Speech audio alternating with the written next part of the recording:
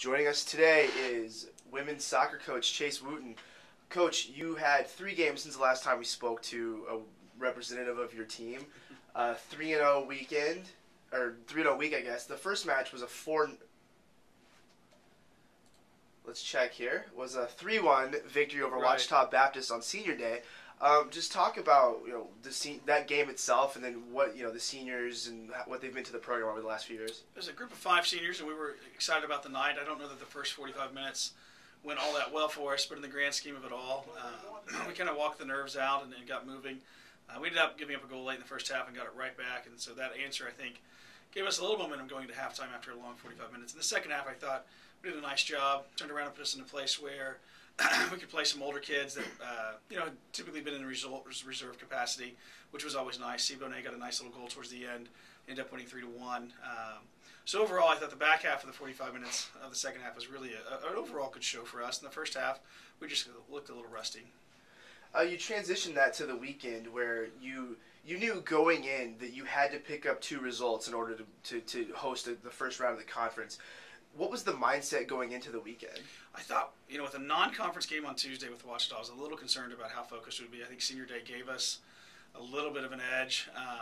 In some ways, that can add some pressure, too. I was almost concerned that we went to Emporia, we would be overly excited and not able to have a peak performance. But I thought we did fairly well. We came out and got 2 goals in the first half.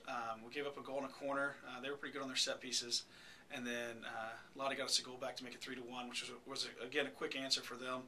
And then we get another goal to get 4-1 over it. But I think overall the tempo for both games was the kids being almost overly excited was kind of the concern, not so much that we would show up flat. I think we knew for us to have a chance, we had some control over our own destiny. We just needed help with one game. In that contest, you go into an environment where you know the team hasn't won a conference match all year, but you also know that you can't take that and you want to get a result, especially on the road. It's always tough to play on the road. The road, you're exactly right. The road component's what's tough about that. We traveled day of. I felt like it was an easy enough trip that we could pull that off, not from a caliber opponent standpoint, but just as far as distance and travel. And then, that same group took UCO, who's number 2 in our conference, to a 1-0 loss on Sunday. So it was just a matter of showing up and getting the bus legs out from underneath us and kind of rolling. But it was one of those games where we needed to score early, and we were able to achieve that. And so we caused enough problems to them throughout the 90 minutes to get the result. Well, you pick up the 4-1 win on Friday, but then you go into the match with Washburn on Sunday, knowing that either you were going to have to travel to Northwest Missouri State in the first round of the tournament, or they were going to come here. Right. Now, what do you tell your team before that match, knowing that these are your 2 options? My sister and I kind of went back and forth on what was the best way, and our kids are all internet savvy.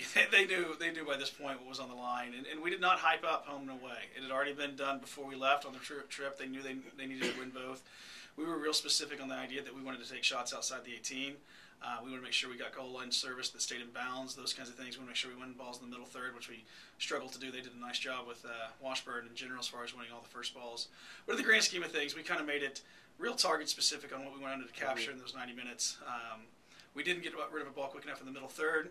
They turned around and got a nice goal against us midway through the first half, which then now all of a sudden you're going to have to chase that game a little bit. Late in the first half, Kaylee Anderson, we'd not scored a ton of goals off corners, and so Kaylee gets a nice corner goal for us towards the end of the first half, gives us some momentum going into it. And first 20 minutes were a little tough.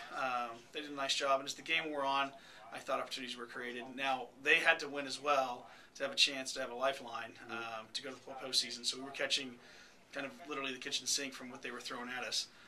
And so as the second half went on and on and on, once we got the go-ahead goal early in the second half, we just wanted to get to 3, and I felt like the game would be over. And to Washburn's credit, they hung tough. They continued to battle and caused us lots of problems. They had a free kick inside of 40 seconds right outside the box that was, a real danger for overtime and those kinds of things. So in the grand scheme of it all, I thought our girls did a good job of staying on point on targets within the target, so to speak, and they stayed fairly focused. What's going through your head knowing everything that's on the line when Washburn puts the goal in the back of the net in the 8th minute? I wasn't so terribly rattled. I felt like in the grand scheme of things, we had very much the potential to be the better team. It was just a matter of settling down and finding our way. Now, if there were 8 minutes left in the game, we'd been in real trouble. But there was just so much game in front of us. We'd had a couple of good looks before that goal. We were still adjusting to their system of play. They were still kind of feeling us out too. And they took a shot from 25 out, and they hit it really well. But it wasn't just some elaborate build-up that caught us by surprise. It was just a really great finish on 30's part. Well, like you said, you got the victory over Washburn and Emporia, so you won the 2 matches that you needed to win.